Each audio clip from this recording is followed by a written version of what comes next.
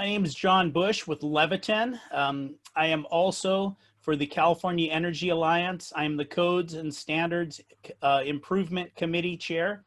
This is part 2 of the presentation. If any of you missed part 1, which covered more of what acceptance testing is, once again, we have Leslie Nardoni from ICF, who's in representation of CalCTP, and then also Michael Scalzo representing NLCAA. And as I mentioned, the last presentation, we dug into a little bit of what acceptance testing is. But Leslie, can you give us some insight of what is a certified acceptance test technician? And is there anything else we need to know about that certification process?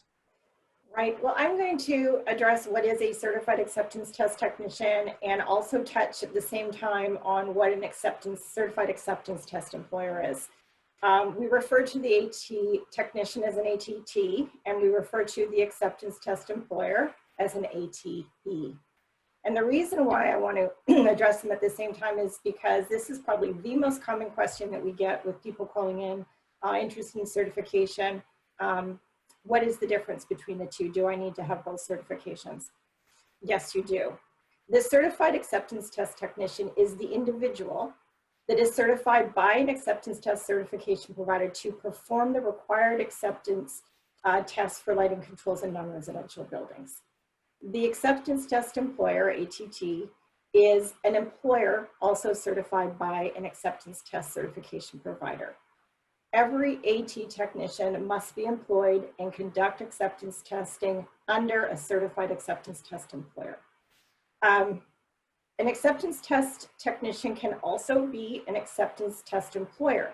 It's a bit confusing, and the best way to explain it is that one person can hold both certifications, ATE and ATT, as would be the case for a sole proprietor.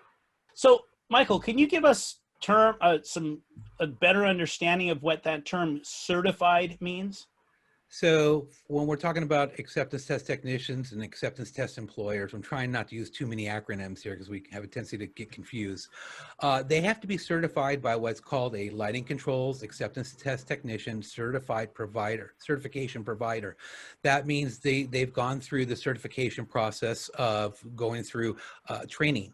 Now, we'll call the ATTCPs, they train, they certify, and they provide oversight of those acceptance test technicians and acceptance test employers.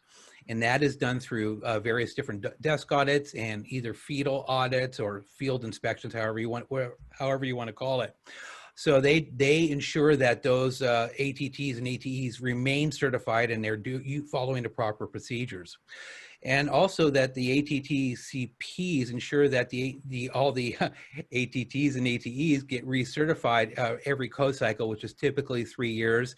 And anytime there might be some type of code update, we see those very rarely, but it's been known to happen where there's actually a code update. So their overall responsibility is to ensure that they're certified. Got it. Now, Leslie, could you give us a little bit of idea or more of a description of what's the roles and functions of that acceptance test technician? The role and function of the acceptance test technician is to perform the required tests for lighting controls in non-residential buildings. The categories or the control tests can change depending on the code cycle. At present, we're in the 2019 code cycle. It started January the 1st, 2020. Under 2019 code, we have 7 controls that an acceptance test technician would test, including automatic daylight controls, automatic time switch controls, occupancy sensor, demand response controls, institutional tuning controls, outdoor lighting shutoff controls, and of course the outdoor motion sensors. Wow, that seems like a lot of responsibility. I think, we might ratchet back on all the people that are excited to jump out and be that ATT, right? Or the acceptance test technician. But Michael, you had mentioned that term ATTCP or acceptance test technician certification provider. Could you give us about some input on what policies guide the ATTCP? So the ATTCPs have to follow the requirements of the Building Energy Efficiency Standards, basically the Energy Code.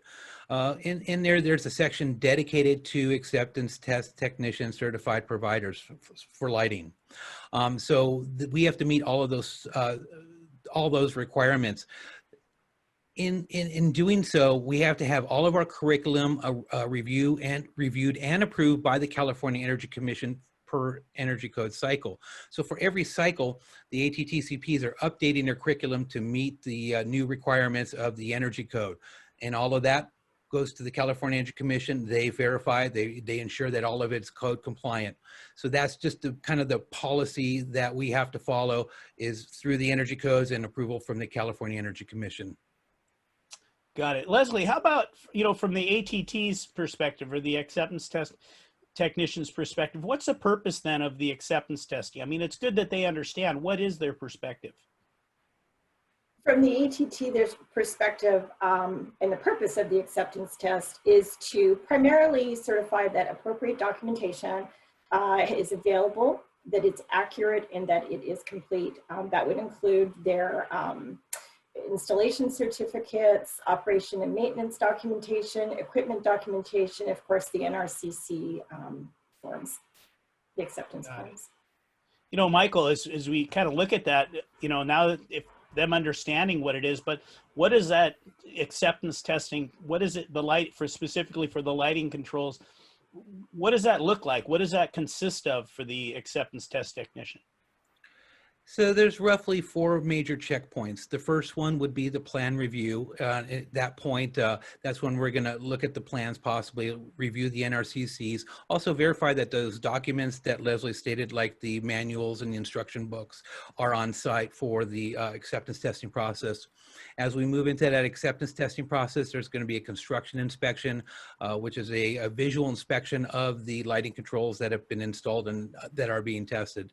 Then we'll move into a functional hands-on testing and verification. That's where those acceptance test technicians are going to pull out light meters and amp meters and software, and they're going to functionally use the proprietary software provided to them by the ATTCPs to perform that acceptance testing process.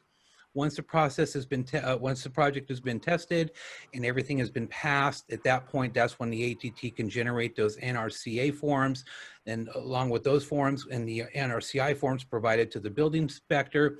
And at that point, that's when the owner or the GC or whoever it may be can receive that certificate of occupancy, the C of O, to basically occupy that building. Gotcha. That was an interesting thing. You started off those 4 major checkpoints as the plan review. Now, if I'm not mistaken, in the 2013 code cycle and the 2016 code cycle, there was a bit of a change on that. Can you give us some input of was that a good change, or was that something that people kind of look at and go, why did that change? And what was that? So in 2003, there was a code section in the Building Energy Efficiency Codes that the acceptance test technician had the responsibility of certifying that the plans and specifications were code compliant. This was really good because it was supporting the design needs for code compliance. It wasn't the ATT taking over the actual plans, but supporting the designer to ensure that the different facets of the plans would meet compliance. They would verify that the building energy efficiency standards, basically the meat and potatoes for energy code, was being met on the plans. They were also looking at something that ATTs are specifically trained on, which is the acceptance testing processes, the non-residential reference appendices. They could actually look at the actual plans and possibly pick up any areas where the testing process may fail on the project based on the design, and maybe get that corrected before it was designed incorrectly. And then the last part, it actually wasn't code, but it was very important, and it prevented you from passing a lot of projects, was using some of the parts from the compliance manual. When we look at daylighting and we address cardinal directions and devices in cardinal directions, the ATT can recognize, hey, we have a cardinal direction here, and pick up on that, notify the designers of any corrections that may need to be done. So when the plans go out to the field, they are code compliant, and we can get a good design started, hopefully the installation to follow. And then the acceptance testing is not an issue. We just go out there and test. When that process with the plan review was utilized at my previous company, over 200 projects, and we use this process, we had passing of the acceptance testing 100%. When no review was performed, we only passed about 30% of the jobs initially. You know, some minor hiccups sometimes, but you know what? Other times, major changes involving tens of thousands of dollars. So that was really good. That is in the process of 2013. In 2016, the Energy Commission realized that, you know, it was a little outside of the scope of what the state could allow the ATTs to do, so they had to remove that code. And now in 2022, the state is working on another way of implementing that code to ensure that the ATT is part of the design.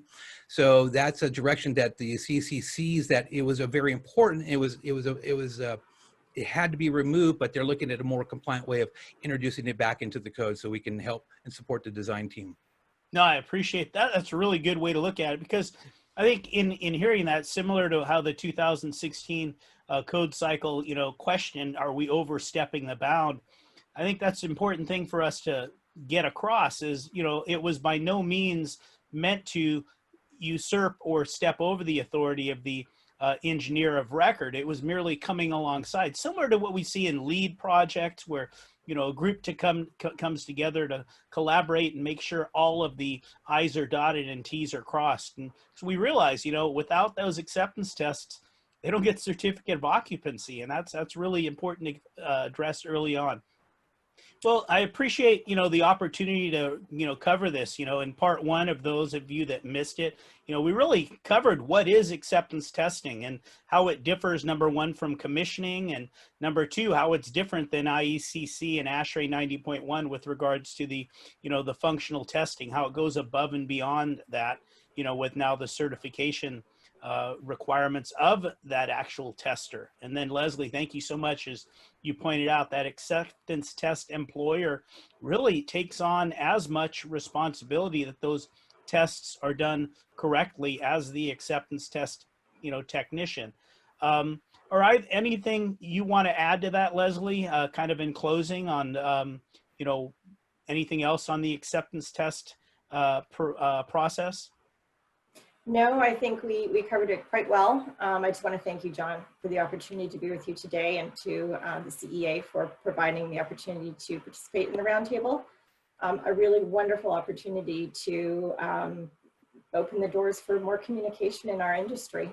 Yeah, because I think, Thank you. you know, that idea of more communication, I think that's really what it's all about. I mean, each of us has had unique opportunities to do a tremendous amount of training with regards to the, you know, energy code. We've all had the opportunity to teach classes and be part of trying to clear these things up. And that's really what this is all about, trying to bring clarity where maybe someone has been given misinformation. And what a better place for that to come with regarding to it from acceptance testing than from the acceptance test technician certification providers. How about you, Michael? Anything you want to state in closing? I want to hear you say a few more acronyms. No. They're a mouthful. No, I just wanted to thank you, John, and thank CEA and ICF too. You know, I really enjoy doing these little snippet videos. I enjoy teaching and sharing whatever experience that we can. And I feel that, you know, anyone watching these videos, if you have any questions, please forward them all on to John Busch. He'd be more than happy to answer all of your questions. But no, truly, if you have any questions, I'm sure John Busch will be able to answer them. But Leslie and myself are always available as the ATTCPs to help you out. Absolutely. I appreciate that, Michael. But one thing I can say about myself, I might not have all the answers, but I know where to find them. And that's a prime example of having the opportunity to be in this discussion with you two. I mean, there's a lot of things that I think I know, but it's always good to know who to go to. And I think all three of us, we have no problems at all when we come to the situation where we don't necessarily have an answer. We know where to find it. So thanks again. We appreciate all of you for you know, giving us the opportunity to bring clarity to the acceptance testing process. And as Michael said, we are here to assist. You guys have a great day. And thanks again, Michael. Thanks again, Leslie, for participating. Thank you. Thank you, John. Bye-bye.